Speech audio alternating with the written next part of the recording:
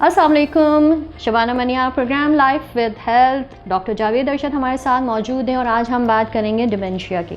Dementia एक ऐसी बीमारी है जिससे मुझे लगता है कि मासेस इस बीमारी से वाकिफ़ नहीं हैं, क्योंकि मैंने अपनी कैरियर में जितने शेल्टर होम्स में मैंने विज़िट किया है वहाँ पे ज़्यादातर बुज़ुर्ग होते हैं और जो वहाँ पे जो उनके केयर टेकर्स होते हैं उनका कहना ये होता है कि उनके घर वाले सिर्फ इसलिए यहाँ रख कर जाते हैं कि उनको लगता है कि इनका दिमागी तवाज़ुन ठीक नहीं है।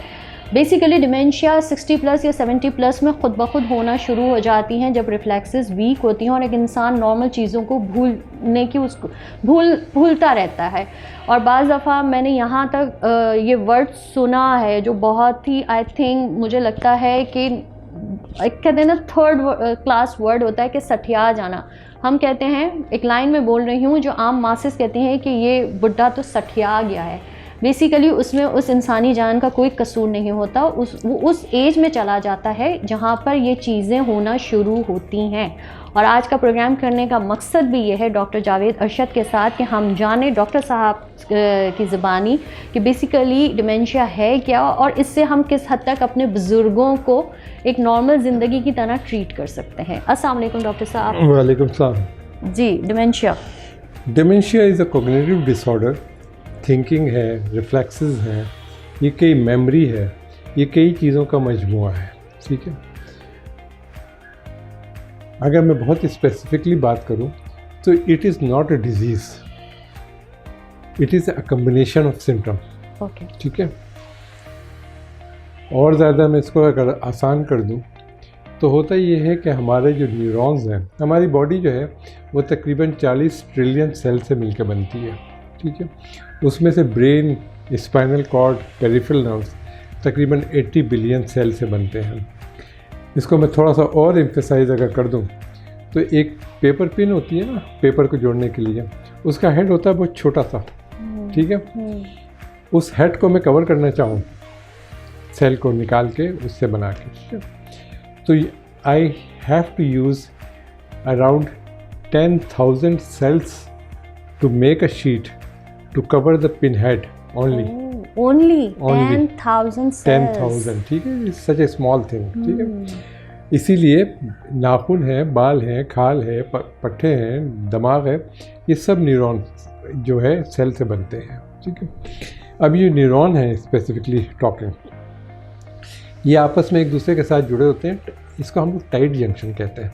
एक न्यूरॉन उसकी इस तरह से डेंड्राइट होता है वो डेंड्राइट एक दूसरे के साथ, अगर इसको हम न्यूरॉन ले लें और ये डेंड्राइट है तो ये डेंड्राइट दूसरे के साथ बिल्कुल इंटीमेट कंटैक्ट, टाइट जंक्शन होता है। ठीक है, टाइट जंक्शन इसलिए होता है कि मैंने ये हाथ मारा और अगले मिली सेकेंड में वो स्टिमुलस जो है वो 200 गज तक चला गया। ठीक है, लेकिन फिर ये होता है कि बॉडी डिके करती है। ठीक है, वेयर एंड टियर होता है, बच्चा पैदा होता है, इतनी बड़ी हड्डी होती है रान की। ठीक है, वही बच्चा 18 साल का होता है तो इतनी बड़ी रान की हड्डी होती है, टूटी है, बनी है। ठीक है, ऑस्टियोपोरोसिस है, वो भी टूटने और बनने का अमल की गड़बड़ है। ठीक, इसी तरह ये भी होता है इसमें, और ये पैथोजेनेटिकली रिसर्च वाइज प्रूव्ड है ये कि इसमें दो तरह की चीज़ें आ जाती हैं, एक को कहते हैं प्लैक्स और दूसरे को कहते हैं फ्रेजाइल्स। ठीक है, प्लैक्स जो होते हैं वो बीटा एमोलाइट एक तरह की प्रोटीन है, उसके क्लम्प्स होते हैं।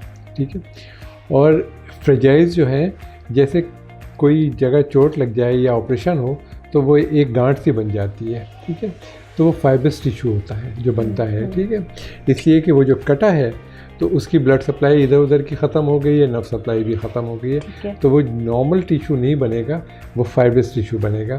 फ्रेजाइल्स भी एक तरह का फाइबरस टिश्यू है। ठीक है, अब जब ये यूँ समझ लें कि जैसे नाली है, गटर है, ठीक है, उसमें जब कचरा आ जाता है तो पानी रुक जाता है, बाहर की तरफ निकलना शुरू हो जाता है। यहाँ पे भी बीच में कचरा आ जाता है, ये टाइट जंक्शन जो है ये कन्वर्ट हो जाते हैं गैप जंक्शन के अंदर।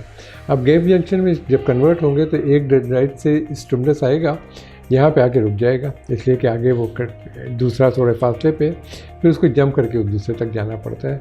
तो वो जो 1.5 फरलांग का फासला 1 मिलीसेकंड में तय कर रहा था, अब उसको 1 फरलांग का फासला 3-4 सेकंड में तय करना पड़ेगा। इसी तरह बुज़ुर्ग होते हैं, जब ये मिली सेकेंड से बात सेकेंड्स में चली जाती है तो वो खड़े सोचते रहते हैं कि अब मैंने क्या करना था, ठीक है, इधर जाना था, उधर जाना था, बेटे ने बहू ने सुबह क्या कहा था, जैसे भूल जाते हैं। वो आमतौर पे रिसेंट मेमोरी होती है, ओल्ड मेमोरी बेहतर होती है।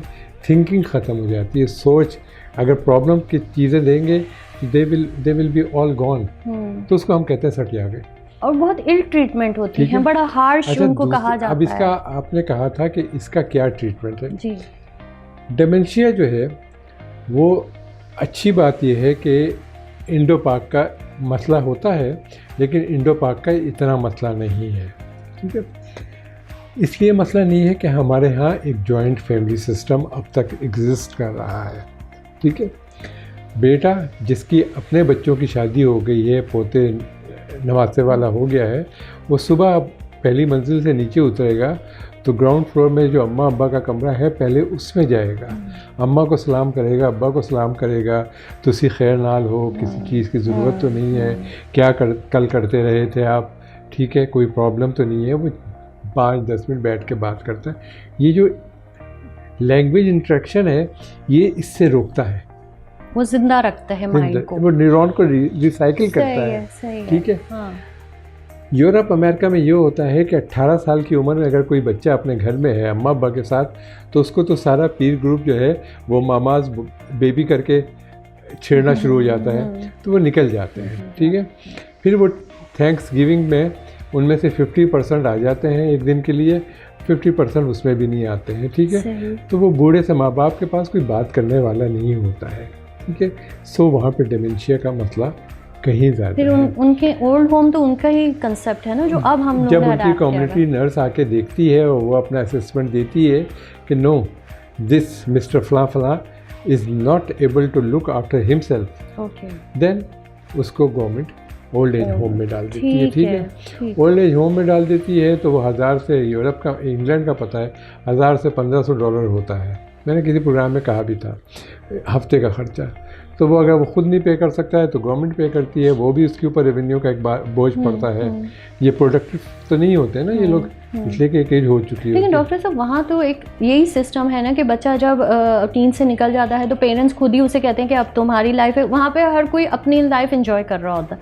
और लेटर एजेस में सीनियर होम्स होते हैं। अच्छा, एक ज़माना था हमारे यहाँ ये सीनियर होम्स की इतनी इस्तेलाह नहीं थी, लेकिन अब आते हैं, अब बढ़ती जा रही है, क्योंकि बच्चों के पास जो बात आपने की, आई थिंक वो बहुत रेयर एग्जाम्पल रह गई है, बच्चों के पास टाइम ही नहीं होता। I was giving an interview on some channel. ठीक है, the fellow sitting beside me was General Secretary of Pakistan of Karachi Private School Association. The anchor woman asked him a question about exam. This time they are saying that they will take the physical examination. तो ये बच्चों के साथ ज़्यादती नहीं है। तो वो साहब ने बच्चों के साथ ज़्यादती पे शुरू किया और उसके बाद सेल फ़ोन के ऊपर गए और उसके बाद उन्होंने साबित करने की पूरी कोशिश की कि हमारे बच्चे तो बहुत ही जलील हो चुके हैं, सेल फ़ोन के पड़ गए हैं और किसी काम के नहीं है। बस जब ज़्यादा बोल लिए तो मैं थोड़ा सा फेड अप हो गया। मैंने कहा मैं थोड़ा सा बोल सकता हूँ, कहने के क्या। मैंने कहा देखें, आप बच्चों को इल्ज़ाम दे रहे हैं, लेकिन मुझे बताएं कि क्या आपके यहाँ माएँ जो है, नई यंग माएँ, वो 4 महीने के बच्चे को खाना लेके आती हैं तो 4 महीने के बच्चे को सेलफोन नहीं थमा देती हैं कार्टून लगा के। वो कार्टून जब तक देता रहता है उसको खटाखट मुंह में चम्मच डालती रहती है, ठीक है। और जब वो कार्टून ख़त्म हो जाता है और बच्चा रोना शुरू करता है तो फ़ौरन दूसरा कार्टून उसको लगा के फिर थमा देती हैं। तो आपकी माँओं ने अपनी सहूलत के लिए बच्चों को बहुत अर्ली एज से आदी बना दिया है मोबाइल का, ठीक है। अब बच्चा मोबाइल देख रहा है, 4-5 साल का हो गया, मोबाइल में गेम कर रहा है, ये कर रहा है। एक दिन उसने कोई बटन गलत दब गया उससे और कोई एक्स मूवी चल पड़ी। बुराई हमेशा कच्चे जहन को बड़ी जल्दी अट्रैक्ट करती है, ये तो है, ठीक है। ये एक एक्सेप्टेड फैक्ट है। आपने उस बुराई का ज़रिया आप खुद बने हो, ठीक है, और अब गालियाँ दे रहे हो बच्चे को। This is not a fair thing to do, ठीक है। सही। अब आपने मतलब यूरोप की हम मैं अपनी बात, गलतियां हाँ, ओन करें। डिमेंशिया की बात हो रही थी। आपके माँ बाप जो हैं उन्होंने खुद 18 साल के बाद बच्चे को निकाल दिया। अब 55 साल पे पहुंच के उसकी कमी महसूस हो रही है, उनको फिज़िकल प्रॉब्लम हो रही है, वो अपने सोसाइटी को गालियां दे रहे हैं कि जी ये क्या, आपने खुद ये किया है। यहाँ से लोग जाते हैं, एक ज़िंदगी गुजार देते हैं, छोटे छोटे बच्चे या तो वहीं पे पैदा हुए या ये साथ में गए थे, बड़े हो गए, फिर उनको वहाँ का लाइफ स्टाइल खटकने लगता है, ख़ासतौर पर बेटियों के माँ बाप को। भाई ये पैकेज आपने ख़ुद ख़रीदा था, जब आप उसको अय्याशी पे थे, उसके फ़ायदे उठा रहे थे, तो आपके लिए बहुत अच्छा था, ठीक है। अब उसके रिपरकशन आ रहे हैं तो आप गालियाँ दे रहे हो, but it is your self who has bought this package, ठीक है, सही है। अब डिमेंशिया का भी यही है। अब उसकी वजह से चूँकि अकेले होते हैं तो डिमेंशिक हो जाते हैं। मैं कांटेक्ट में हूँ, मैं पेपर्स अपने उनके साथ शेयर करता हूँ, अमेरिकन ब्रेन फाउंडेशन के साथ, मैं ऑस्ट्रेलिया रिसर्च डिमेंशिया के साथ करता हूँ, और मैं रिसर्च डिमेंशिया यूके के साथ करता हूँ, ठीक है। इसलिए कि मेरे पास ट्रीटमेंट है। इनमें से आप गूगल पे डालें किसी को भी, ठीक है, तो आएगा, पहला ट्रीटमेंट पे डालेंगे तो पहला जुमला ही आएगा कि there is no curing treatment for dementia. अभी सिर्फ ये हो रहा है कि एसिटाइल कोलिन एक तरह का न्यूरोकेमिकल है जो जिस्म में हर किसी का होता है, वो सिग्नल ट्रांसमिशन को बढ़ाता है, ठीक है।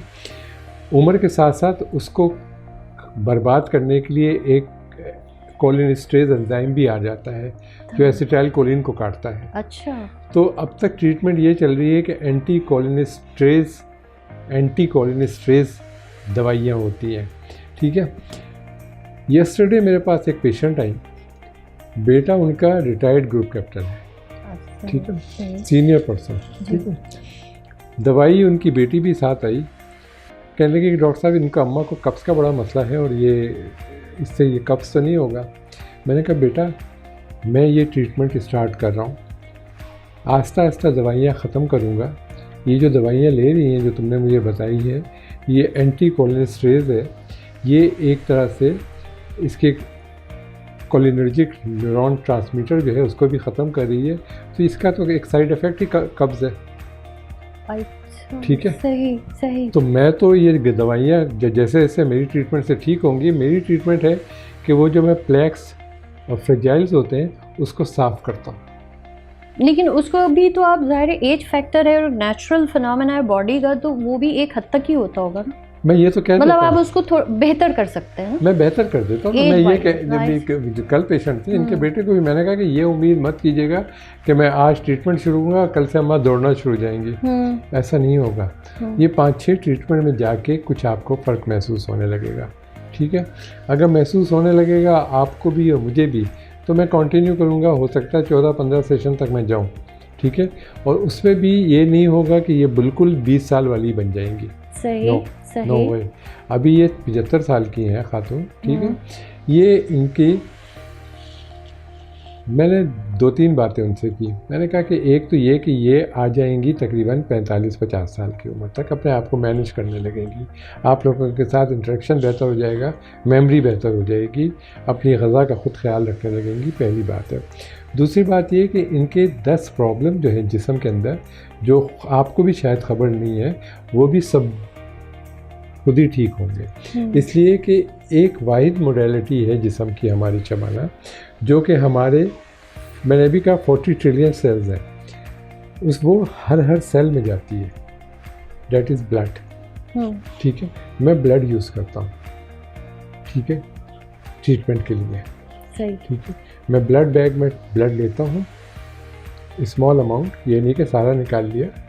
स्टार्ट विद, कल खातून का पहला वो था, मैंने 150 ml लिया था, ठीक है, और मैक्सिमम आखिर तक मैं जाऊंगा इनके 220-230 तक, उसको मैं एनर्जाइज करता हूँ और मैं वही वापस ब्लड बैग ही के अंदर रहता है वो, और वो दोबारा री इन्फ्यूज़ कर देता हूँ उसी वक्त। मतलब इंसान से उसी का खून लेकर उसी को खून को थोड़ा सा ट्रीट करके दोबारा से वही आप उनको इंजेक्ट कर देते हैं और ये आपका इलाज है। मैं जैसे आप हो, हाँ। अगर मैं आप जैसे किसी मरीज़ का करता हूँ, ठीक है, तो शुरू तो कर देता हूँ, लेकिन फिर 1-2 सेशन के बाद मैं मुझसे कहता हूँ कि तुमको एक और मज़े की बात बताऊँ। कहती हैं क्या? मैंने कहा यकीन करो ये 12-14 सेशन में करूँगा तो तुम्हारी उम्र इस वक्त अगर 35 साल है तो तुम लुक वाइज तो तुम आ जाओगी 26-27 साल के अरे पास। वाह, ये ट्रीटमेंट तो मैंने भी करवाना है। और इतनी इंटरेस्टिंग बात पर हम क्या करेंगे, हमारा टाइम यहाँ पर एंड होता है, लेकिन हम इस टॉपिक को कंटिन्यू करेंगे। और अगर आपको हमारा नेक्स्ट प्रोग्राम देखना है इसी डिमेंशिया को लेकर, तो पहली फुर्सत में सब्सक्राइब करें, बेल आइकन को क्लिक करें ताकि हमारा फ्रेश एपिसोड फ़ौरन आपके पास फ्लैश हो जाए। इजाज़त दीजिएगा, अल्लाह हाफ़िज़।